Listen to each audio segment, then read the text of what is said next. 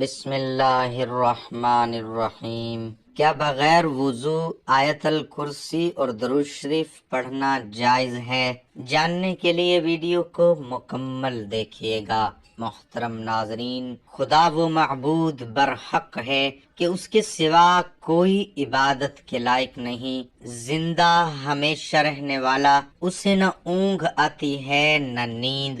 جو کچھ آسمانوں میں اور جو کچھ زمین میں ہے سب اسی کا ہے۔ کون ہے جو اس کی اجازت کے بغیر اس سے کسی کی سفارش کر سکے؟ جو کچھ لوگوں کے روبرو ہو رہا ہے اور جو کچھ ان کے پیچھے ہو چکا ہے اسے سب معلوم ہے، اور وہ اس کی معلومات میں سے کسی چیز پر دسترس حاصل نہیں کر سکتے۔ ہاں، جس قدر وہ چاہتا ہے اسی قدر معلوم کرا دیتا ہے۔ اس کی بادشاہی اور علم آسمان اور زمین سب پر حاوی ہے، اور اسے ان کی حفاظت کچھ بھی دشوار نہیں۔ وہ بڑا عالی رتبہ اور جلیل القدر ہے۔ خدا وہ معبود برحق ہے کہ اس کے سوا کوئی عبادت کے لائق نہیں، زندہ ہمیشہ رہنے والا۔ اس کا مطلب یہ ہے کہ اللہ کے سوا کوئی معبود نہیں ہے، اور وہ تمام تخلیقات جہانوں کا رب ہے،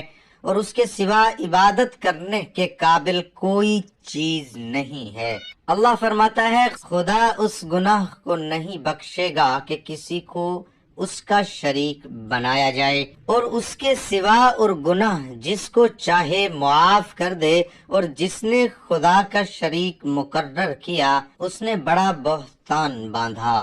زندہ ابدی کا مطلب یہ ہے کہ اللہ خود موجود ہے، یعنی کسی بھی چیز نے اسے پیدا نہیں کیا، اور یہ کہ وہ ہمیشہ زندہ اور لازوال ہے، جو کبھی نہیں مرتا، جو ہر ایک اور ہر چیز کو برقرار رکھتا ہے۔ ساری مخلوق اللہ کی محتاج ہے اور اس پر مکمل انحصار کرتی ہے، جبکہ وہ سب سے زیادہ امیر ہے جو کسی چیز کا محتاج نہیں ہے۔ اس کے حکم اور مرضی کے بغیر کچھ بھی نہیں ہو سکتا۔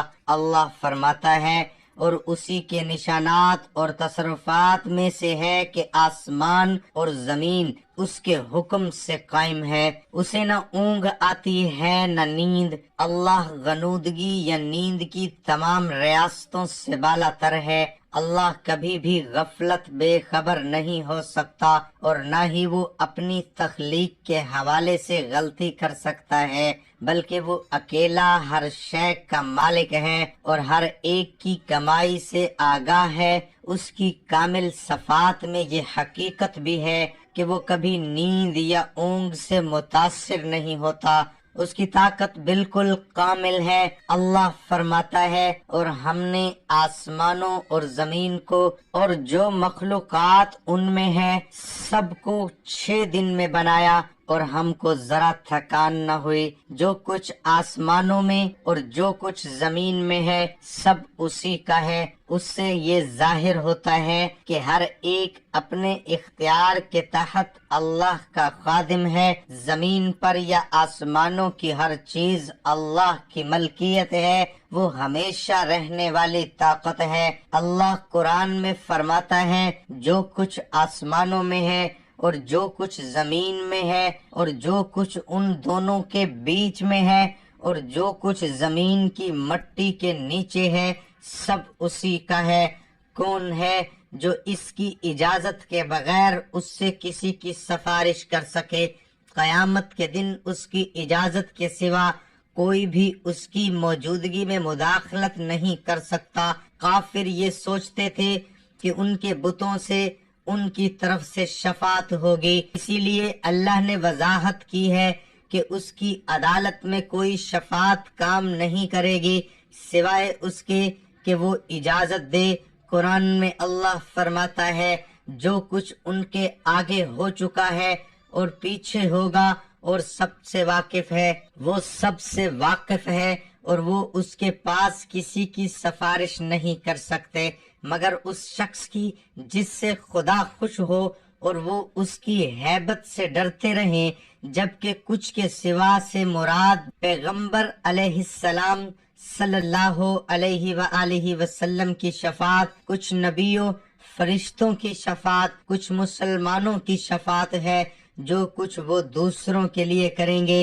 अबू हुरैरा रजी अल्लाह अन्हु से रवायत है, अल्लाह के रसूल सल्लल्लाहु अलैहि वसल्लम ने फरमाया, हर नबी के लिए एक दुआ है जो यकीनन अल्लाह की तरफ से पूरी की गई है, और मेरी ख्वाहिश है کہ اگر میری اس خصوصی درخواست کو میری امت کے لیے قیامت میں شفاعت بنائے۔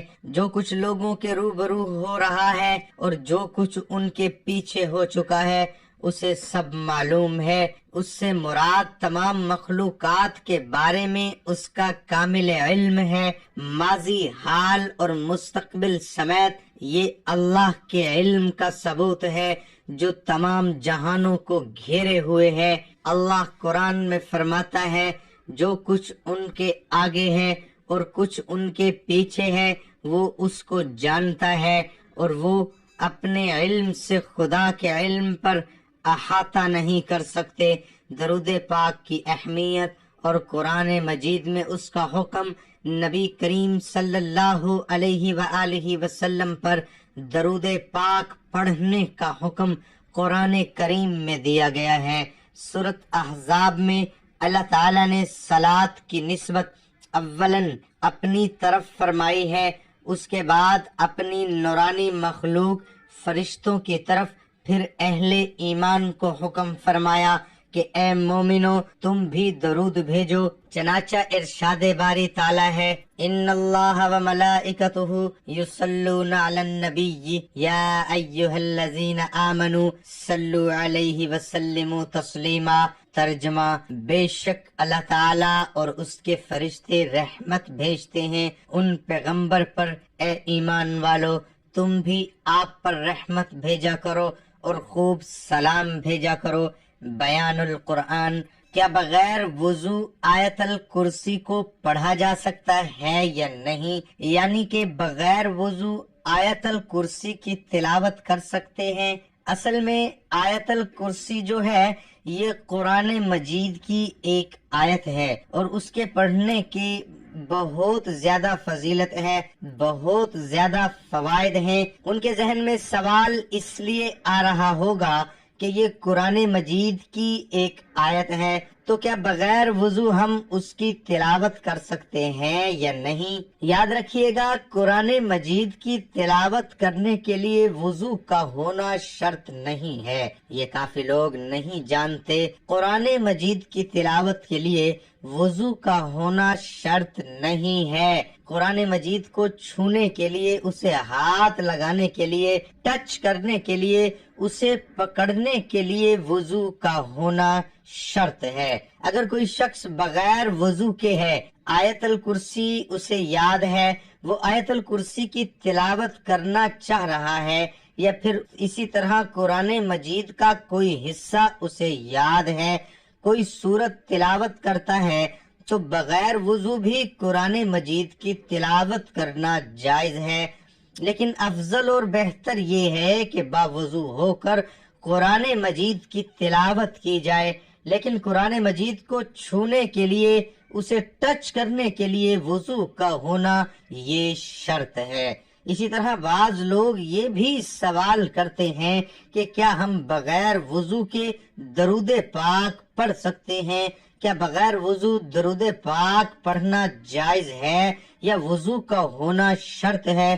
یاد رکھیے گا، درود پاک پڑھنے کے لیے بھی وضو کا ہونا شرط نہیں ہے، البتہ بہتر اور افضل یہ ہے کہ باوضو ہو کر درود پاک پڑھیں۔ لیکن اگر کوئی بغیر وضو بھی درود پاک پڑھتا ہے تو درود پاک پڑھنا بھی جائز ہے۔ اور اسی طرح ذکر و اذکار، تسبیحات، سبحان اللہ، الحمدللہ، اللہ اکبر، جتنے بھی ذکر و اذکار ہیں ان کے لیے وضو کا ہونا شرط نہیں ہے۔ افضل اور بہتر یہ ہے کہ باوضو ہو کر یہ تمام اعمال کیے جائیں، لیکن اگر کوئی بغیر وضو بھی کرتا ہے تو جائز ہے۔ مجھے امید ہے آپ کو میری بات سمجھ آ گئی ہوگی۔ آیت الکرسی پڑھنے کے لیے وضو کا ہونا شرط نہیں ہے۔ ناظرین، اگر آپ زبانی آیت الکرسی کی تلاوت کر رہے ہیں، ناظرین نماز کا اہتمام لازمی کریں، کیونکہ نماز پڑھنا ہر مسلمان مرد اور عورت پر فرض ہے۔ اللہ تعالی ہم سب کو 5 وقت نماز باجماعت ادا کرنے کی توفیق عطا فرمائے، آمین۔